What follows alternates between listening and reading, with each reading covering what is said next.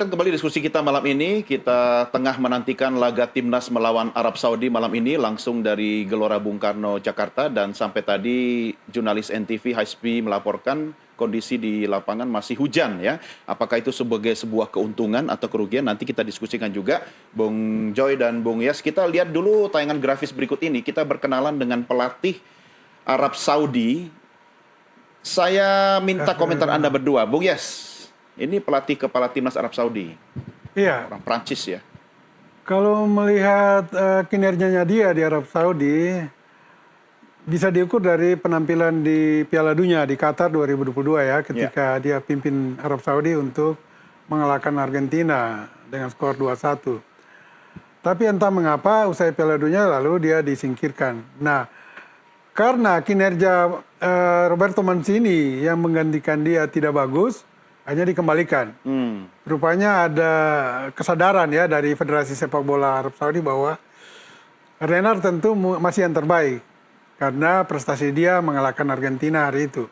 Nah, dan apa yang dipercayakan oleh Federasi Arab Saudi kepada Renard ini sudah mulai terbukti ya. Paling tidak dalam perjalanan di grup C ini, Arab Saudi bisa mengimbangi Bahrain, kemudian juga ya mengimbangi Australia, dan ini yang paling penting yang terakhir ini, menahan Australia 0-0 sehingga membuat mereka menjadi salah satu kandidat yang bukan tidak mungkin bisa mendampingi Jepang langsung sebagai peringkat kedua.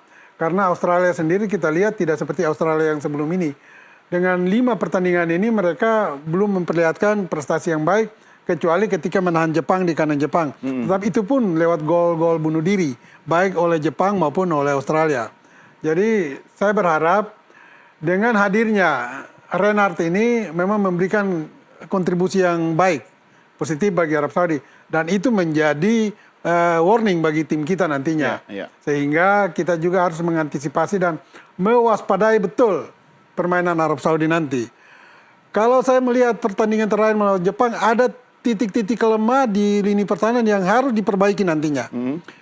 2 gol Jepang itu diawali dari serangan sayap kiri atau pertahanan kanan kita. Dan saat itu lini belakang di sektor kanan ditempati oleh Rizky Ridho dan dilapis oleh Kevin Dix.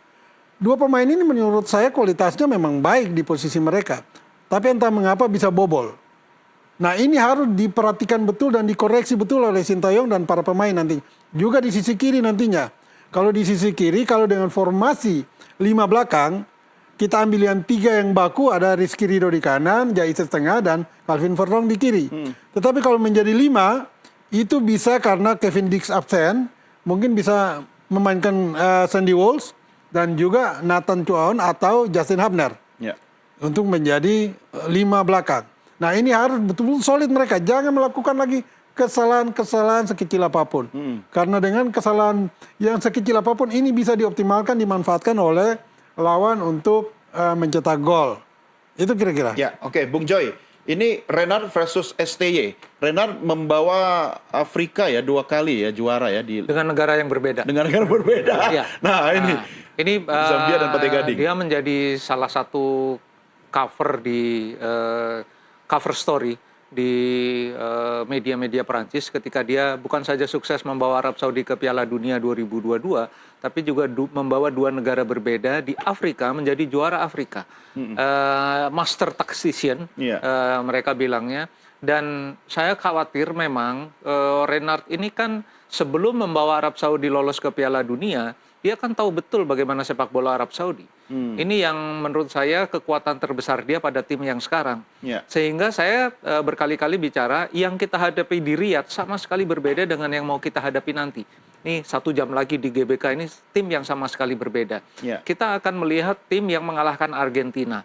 Meskipun dalam 2 pertandingan selanjutnya Arab Saudi tidak terlalu banyak berkutik, tetapi menghadapi Argentina menurut saya akan menjadi benchmark ya bagi Renard dan timnya untuk menghadapi Indonesia. Siapa sih yang nggak mau lolos ke Piala Dunia? Semua juga mau gitu ya. Nah ini sekarang persoalannya bagi Indonesia, kalau Indonesia bisa mengalahkan Arab Saudi, direct kompetitor kita Indonesia tinggal Cina dan Bahrain yang akan dihadapi Indonesia di GBK. Artinya sebetulnya nggak boleh kalah, gitu loh. Meskipun Mas Tom tadi khawatir kalah, dan saya tahu betul kekhawatiran itu, problemnya adalah seperti yang saya bilang tadi, mainnya mau gimana? Kalau main pakai 5 pemain bertahan mengandalkan serangan balik, menurut saya agak riskan juga ya. Karena serangan-serangan Arab Saudi ini juga tajam, berbahaya gitu loh. Saya lebih memilih, katakanlah kalau saya bisa ngomong sama Sintayong, main aja seperti babak pertama di Riyadh. Dengan 3-4-2-1 gitu loh. Ambil gol babak pertama, kalau bisa 2 gol, lalu kemudian pakai 5 pemain belakang di babak kedua untuk bertahan dengan sesekali menyerang. Tapi itu hanya bisa terjadi ketika pemain-pemain Indonesia, terutama pemain yang berkiprah di Eropa, konsistensinya di babak kedua tetap dipertahankan. Karena dalam 5 pertandingan yang sudah dijalani, babak kedua selalu drop gitu loh. Saya nggak tahu apakah persoalan iklim atau cuaca dan macam-macam, tapi persoalannya adalah babak kedua ini tidak pernah punya grafik yang bagus. Ya, kalau kita lihat 30 menit melawan Jepang, Indonesia punya 2 shot on target, punya 1 peluang emas. Itu 30 menit pertama. Setelah itu Jepang ambil alih dominasi, ball possession mereka bisa sampai 75. Dan itu tidak bisa diimbangi lagi oleh pemain-pemain Indonesia, apalagi di babak kedua, apalagi sudah kebobolan 2 gol. Nah ini tidak boleh terjadi melawan Arab Saudi. Dan kita ada tren ya, kalau sudah sering kebobolan nanti dalam tanda petik ya kepercayaan diri kita semakin berkurang begitu ya. Biasanya begitu. Saya juga kaget melihat Jai kemarin itu cepat panik. Kan gol kedua itu dia di gol keberapa ya, Bang Yas? Dia gol kedua. Bolanya ke kolong dia kan, gitu loh. Gol pertama kayaknya. Kedua. Yang kesalahan Martin Pas, kan bolanya ke kolongnya Jai. Oh, gol ketiga. Jadi dia kurang tenang pada saat itu. Tapi saya bisa paham kenapa dia kurang tenang. Karena Indonesia ada kebobolan 2 gol.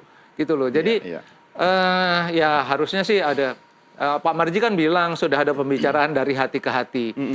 Mudah-mudahan sih itu membuat penampilan di pertandingan melawan Arab Saudi jauh berbeda ketika menghadapi. Tapi sebenarnya ya, Bung Yes, ini laga malam ini kan kita bicara tentang bagaimana harapan kita kepada semua skuad Garuda di lapangan. Tapi bisa jadi juga kita ambil hikmahnya. Ini juga sama dengan pelatih idol. Jadi ada 2 pelatih malam ini atau 2 coach yang akan menjadi kontestan ya. Siapa tahu nanti ada yang bisa berkontribusi buat timnas Indonesia di masa datang. Kalau lihat sejarahnya Renar gitu loh, Bung Yes. Iya, memang dikatakan kedua pemain ini sedang tenar ya.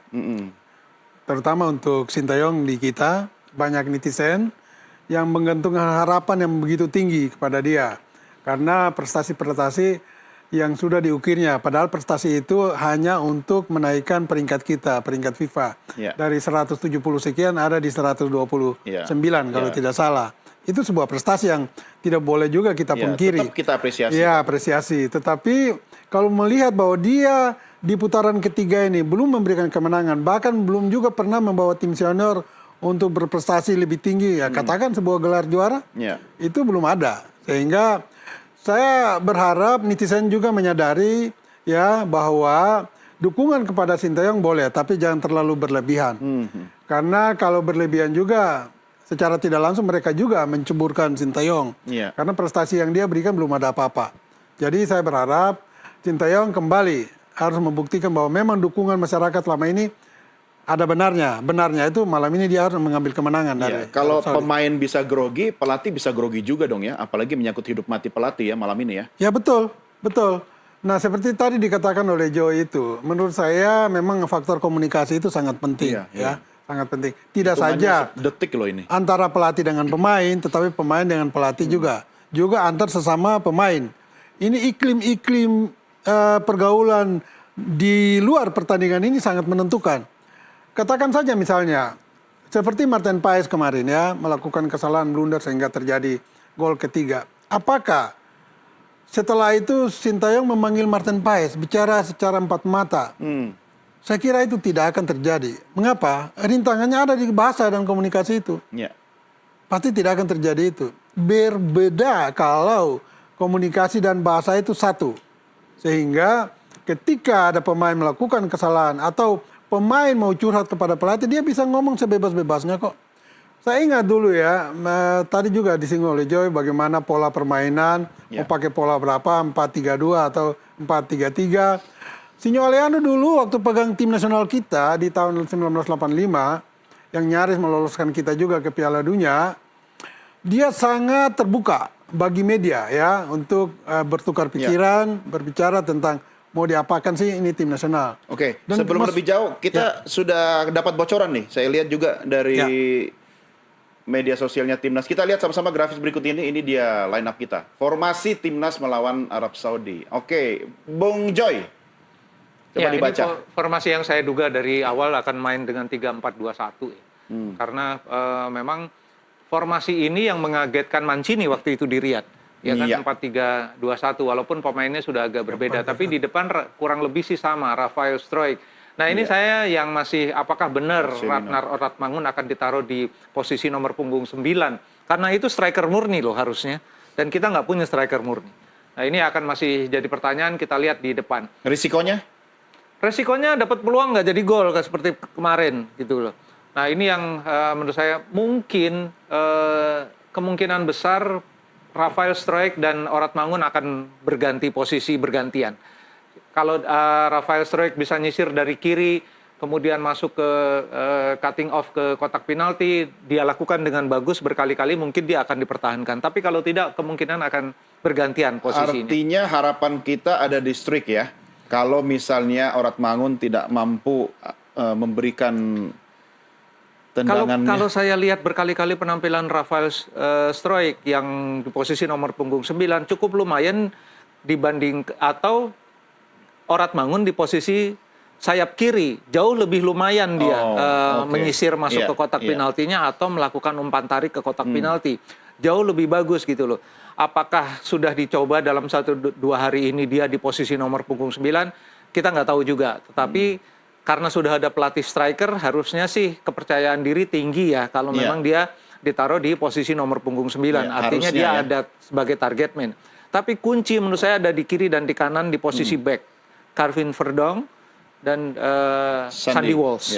Jadi itu yang akan menentukan Indonesia bisa bertahan dengan bagus atau tidak, bisa transisi dengan bagus atau tidak. Sementara Nathan Haye di tengah, itu dia harus melakukan banyak sekali intercept kepada pemain-pemain Arab Saudi. Harus banyak tackling dengan resiko kena kartu kuning. Tapi harus dicegat setinggi mungkin. Pemain-pemain Arab Saudi jangan sampai masuk ke perimeter pertahanan Indonesia. Kira-kira begitu. Tapi itu pasti sudah menjadi rencana besarnya Sintayong. Karena saya lihat dia akan melakukan hal yang sama ketika pertandingan di Riyadh di babak pertama.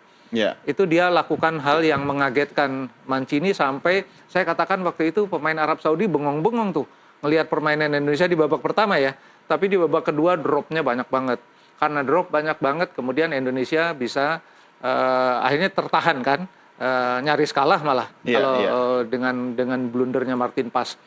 Untungnya penaltinya digagalkan. Tapi overall menurut saya bikin gol dulu, bikin gol cepat, main 3-4-2-1 di babak pertama. Itu maunya begitu. Bung Yes dengan line up seperti ini harapan masih ada dong. Ya, saya melihat ada Marcelino loh di depan. Ya, itu yang mau saya singgung. Marcelino ini dia punya speed dan kepercayaan diri, tetapi kekurangannya adalah di skillnya dan mengambil keputusan di saat-saat kritis. Kalau STM memainkan Marcelino sebagai tandem Oratmangun dan juga Rafael Struijk, harusnya pemain ini sadar betul bahwa yang dia bisa lakukan adalah mengobrak-abrik lini pertahanan Arab Saudi dengan speednya. Paling tidak dia harus lakukan dengan menggiring bola masuk kotak penalti. Dengan risiko dia ditebas. Karena itu akan memberikan hukuman penalti bagi Arab Saudi dan peluang itu bisa kita ambil. Nah itu yang harus dioptimalkan oleh Marcelino. Yang lain saya tidak lihat. Dia punya kecepatan itu harus dioptimalkan untuk mengambil keuntungan. Masuk dengan bola ke kotak penalti untuk membuat Arab Saudi melakukan kesalahan di sana. Yang lain dia ya bermain standar saja, tidak punya skill, tidak punya passing yang bagus, ya, tidak punya kontrol yang bagus. Nah tentang empat tengah, yaitu ada Calvin Verdong di kiri, di belakang dia back kiri ada Justin Hapner, kemudian di tengah ada Ivar Jenner dan juga Tom Haye, dan di kanan ada Sandy Walsh. Saya kira formasi ini dengan materi ini cukup baik. baik dalam menyerang maupun bertahan, terutama dalam bertahan. Tetapi kalau dalam menyerang, saya berharap Calvin Verdong dan Tom Haye bisa memanfaatkan kelebihan mereka dalam melepaskan terupas, umpan-umpan terobosan ke depan. Dan itu pun ketika bola yang datang dari Verdong maupun Tom Haye itu harus dikontrol dengan matang betul, baik oleh Orad Mangun maupun Rafael Strijk. Ya, oke, Bung Yes, saya harus mengakhiri diskusi kita karena saya tahu Anda berdua akan ke GBK. Ya. Tapi waktu kita 1 menit sebelum kita berpisah, closing statement bicara soal skor, angka, ini harapan juga Anda di angka berapa? Mungkin perbedaan 1 digit ya. Saya tetap optimis dan berharap tim nasional kita menang. Dengan skor bisa 1-0 atau 2-1. Ya. Atau 2-1. Ya. Oke, Bung Joy.